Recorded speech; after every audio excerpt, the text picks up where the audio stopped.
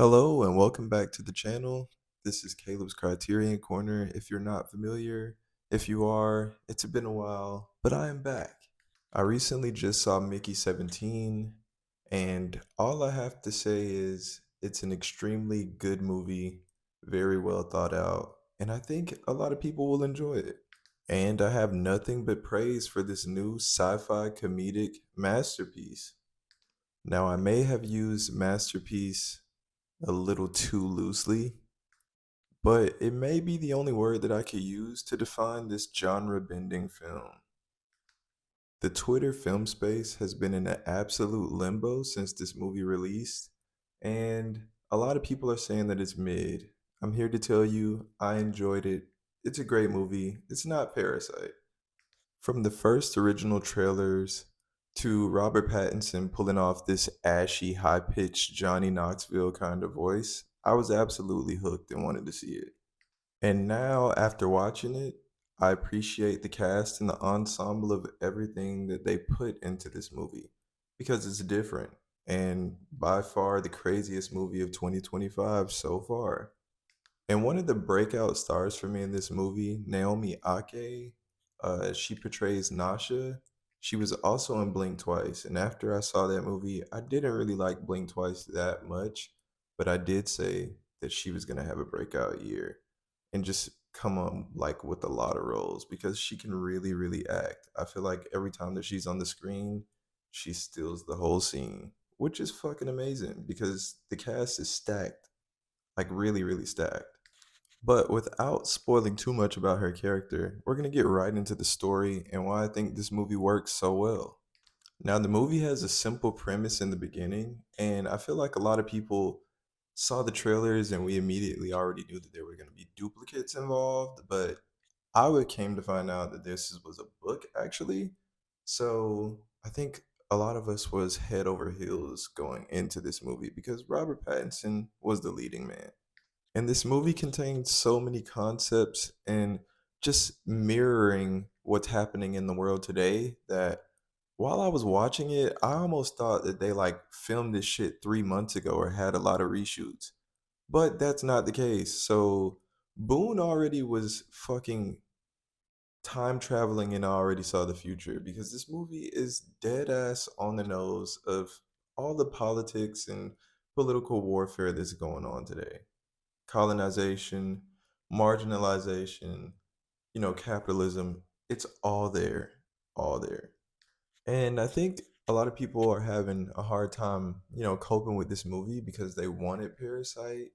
And Parasite was kind of straight to the point and it had subplots, but it all led to one thing directly because there was a family involved.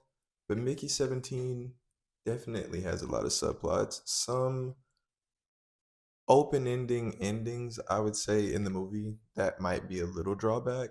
But other than that, I feel like you just have to interpret this movie in different ways, from different angles and different characters. What do they want? I guess my only gripe with the movie would be some scenes just feel like they don't push the story forward a little bit, but then also we're just seeing, characteristics in the character. Like, for instance, the dinner scene. I felt like that kind of dragged on a little bit, but then also it's just showing the duality of the different people that are, living on this spaceship for years and years. Very good. Like the storytelling is very believable and it drives the story forward. It's just some scenes were a little bit extended. I don't know how to explain that properly. But Mark Ruffalo's portrayal, very, very, very spot on. He plays Kenneth Marshall, aka Trump or Trump-esque kind of character. And that's when everything really starts to get like on the nose. He's failed 2 elections, lost. He's a fucking disgrace. And he goes into space trying to colonize another planet. Who does that sound like? America. And I feel like that element kind of made the movie a little bit more serious in the fact that he literally had loyalists and people who see nothing wrong with what he is doing, even if it's at the expense of your own life, like very, very telling and a very mirroring type of movie. They've delayed this movie like 3 times, so for everything to be so politically correct, amazing job to you all. Or even Steven Yeun's character as Timo, the backstabbing friend who always looks out for themselves. We probably have a lot of friends in our own group or people that we know that may feel the same way about us. I don't know how successful all of us are, or if you have haters, but you're gonna have friends that look out for themselves before they look out for you. And then they're gonna say, I'm your best friend. He did an excellent job. I hated his ass the whole movie, but that's what a great actor does. And Rob's performance just puts the icing on the top of the cake. Because once we get to the meat of the story, we really, really get to see him act. And we get to see his character become, a divisive figure on the ship. And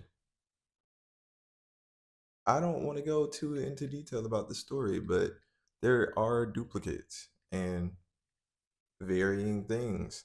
All of us would have different sensibilities if we had different versions of ourselves, So very good. Like it felt like Parent Trap or something. I was amazed.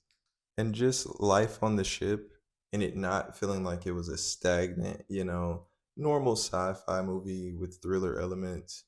They really made the ship feel like it was a breathable, viable thing that everybody, could stretch their limbs out and we could see these characters interact with each other in different ways, even in comedic ways. Uh, I enjoyed that for sure. I think the cinematography really captured that very well. Everything was free flowing. And with a runtime of 2 hours and 28 minutes, by the end of the movie, we find, divisive things going on and problem solving, things that we should probably be trying to take heed in our everyday lives with our government. But very nice display.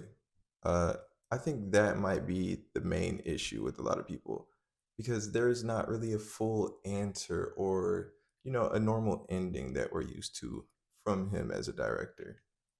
It's just different. So maybe it's just going to be like a slow burner that everybody will love eventually because the elements are there.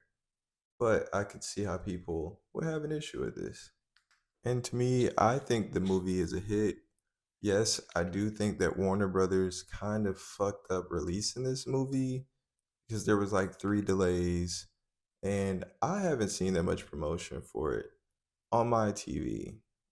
And the commercials that I do watch when I do get commercials, they weren't really pushing this movie. I don't even know if they had a Super Bowl like campaign for this. Overseas on Twitter, it looks like they're really trying to push it, obviously. But if you really like movies, and if you like Robert Pattinson, the Bat Boy, then maybe you should go watch it. Naomi Ake, Steven Yeun, Mark Ruffalo, even Toni Collette, I forgot to mention her. Very annoying character, very bitchy. That's what an actor does, or an actress, I should say. Good movie. I'm giving it a 4 out of 5.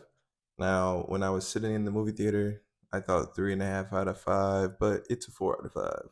A lot of great concepts. Go watch it. Enjoy it yourself. Form your own opinion. And I'll be back. And let me know what you think about the movie in the comments if you've seen it. Have a great one.